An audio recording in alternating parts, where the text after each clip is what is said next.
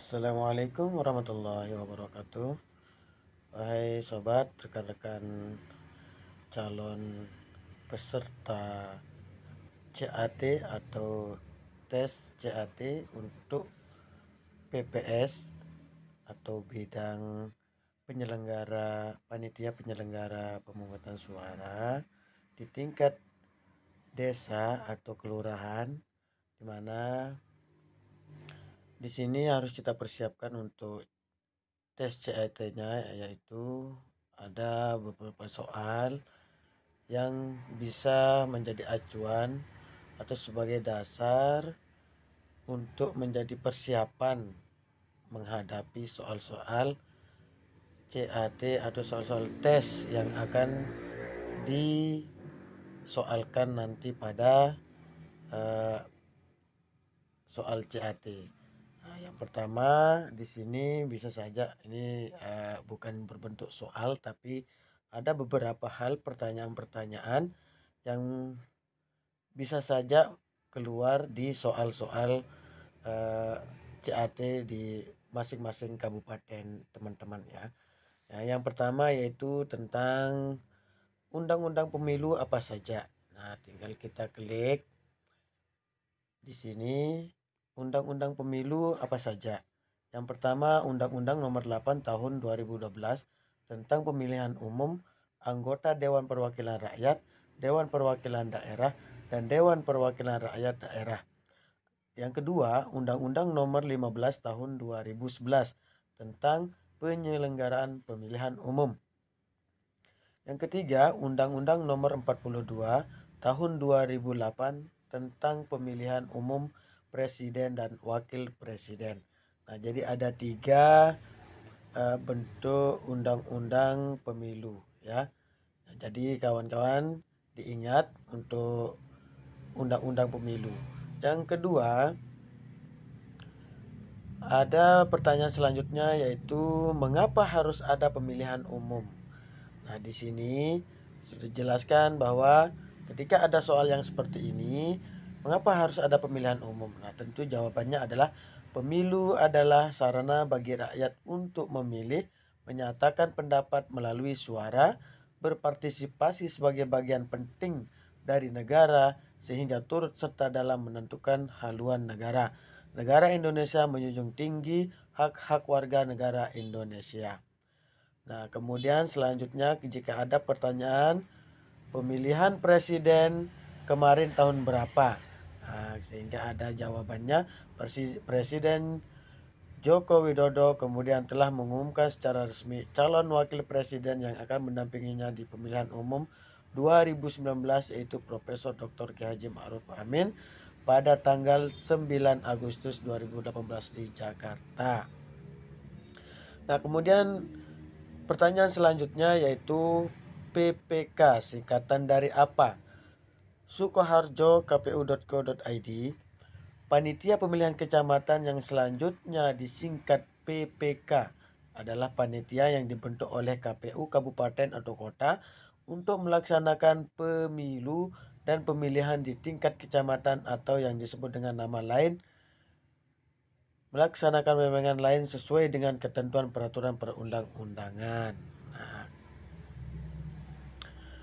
Nah, siapa tahu ada yang keluar nanti siapa Ketua Bawaslu Republik Indonesia sekarang. Yang sekarang ya, artinya untuk tahun ini, tahun 2023 atau yang sudah dibentuk dari tahun 2022. Siapa Ketua Bawaslu RI sekarang? Muhammad lahir di Medan ya, 10 Februari 1980. Kemudian di sini apakah KPU adalah PNS? Nah, ini juga perlu diingat ya bagi kawan-kawan sebagai calon anggota PPS. PNS, Sekretariat Jenderal KPU adalah PNS yang diangkat sebagai pegawai di lingkungan Sekretariatan Jenderal KPU Republik Indonesia, Sekretariat KPU Provinsi, dan Sekretariat KPU Kabupaten atau Kota dengan keputusan Sekretaris Jenderal KPU Republik Indonesia. Nah, selanjutnya Kemudian nanti ada pertanyaan. Nah, di sana PPK berkedudukan di mana? 1. PPK berkedudukan di ibu kota, kecamatan, atau sebutan lainnya. Kedua, PPS berkedudukan di kelurahan. Nah, ini untuk PPS ya, bukan KPPS-nya. Kemudian yang ketiga, KPPS berkedudukan di tempat pemungutan suara. Nah, ini tiga jenis ya. Yang pertama PPK-nya yaitu ada di kecamatan, kemudian PPS-nya ada di kelurahan atau desa, dan KPPS berkedudukan di tempat pemungutan suara berlangsung. Nah, kemudian ini siapa tahu ada pertanyaan yang muncul di soal teman-teman juga. Berapa petugas di TPS? Nah, nantinya di tiap-tiap TPS untuk komposisi total terdapat 12 orang petugas jaga, baik di dalam maupun di luar TPS, dengan rincian 7 orang petugas KPPS menjaga di dalam TPS. Yang kedua, 2 orang linmas dan 3 orang tenaga kesehatan petugas jaga di luar terang. Nah, itu ya. Kemudian apa itu panitia PPS? Panitia pemungutan suara yang selanjutnya disingkat PPS adalah panitia yang dibentuk oleh KPU, kabupaten atau kota untuk menyelenggarakan pemilu dan pemilihan di tingkat kelurahan, desa, atau yang disebut dengan nama lain. Apa itu KPPS dalam pemilu? KPPS dalam pemilu yaitu kelompok penyelenggara pemungutan suara atau KPPS adalah kelompok yang dibentuk oleh panitia pemungutan suara untuk melaksanakan pemungutan suara di tempat pemungutan suara. Nah, kemudian di sini ditanyakan lagi, ada pertanyaan. Berapa jenis pemilu? Nah, berdasarkan negara yang pernah melaksanakan pemilihan umum, dapat disimpulkan ada 3 sistem pemilu di dunia, yakni sistem pluralitas, sistem proporsional, dan sistem mixed atau campuran. Yang selanjutnya, berapa kali pemilihan umum di Indonesia? Ini biasanya muncul ini ya, muncul atau ada pertanyaan seperti ini.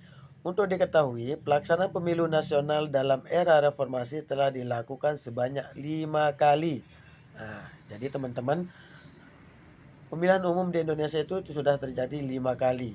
Yaitu pemilu mulai dari 99, pemilu 2004, pemilu 2009, pemilu 2014, dan pemilu 2019. Kemudian ada pertanyaan, sebutkan apa saja asas pemilu. Nah, ini perlu diperhatikan ya teman-teman. Pemilihan umum di Indonesia menganut asas Luber yang merupakan singkatan dari langsung, umum, bebas, dan rahasia.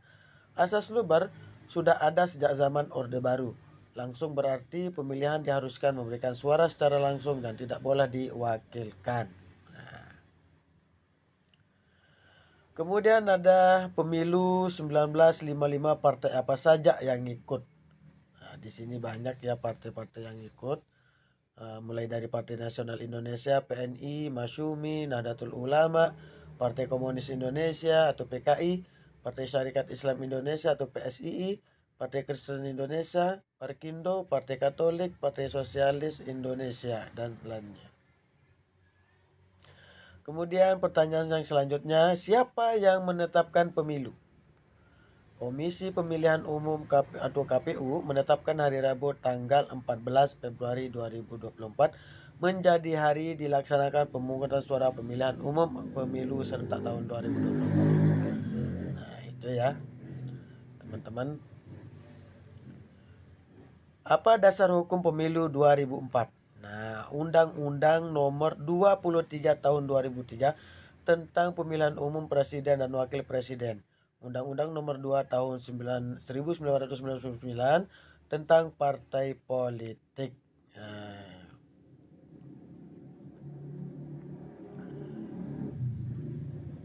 oke teman-teman, jadi itu hanya beberapa pertanyaan yang apa yang mungkin akan keluar di soal CAT atau soal tes wawancara tes tulis di masing-masing kabupaten nantinya, karena berbeda kabupaten berbeda juga akan soalnya, tapi ini secara umum akan bisa saja keluar untuk menjadi soal CAT di teman-teman nanti. Demikian teman-teman ya. Jangan lupa subscribe dan komen serta share. Assalamualaikum warahmatullahi wabarakatuh.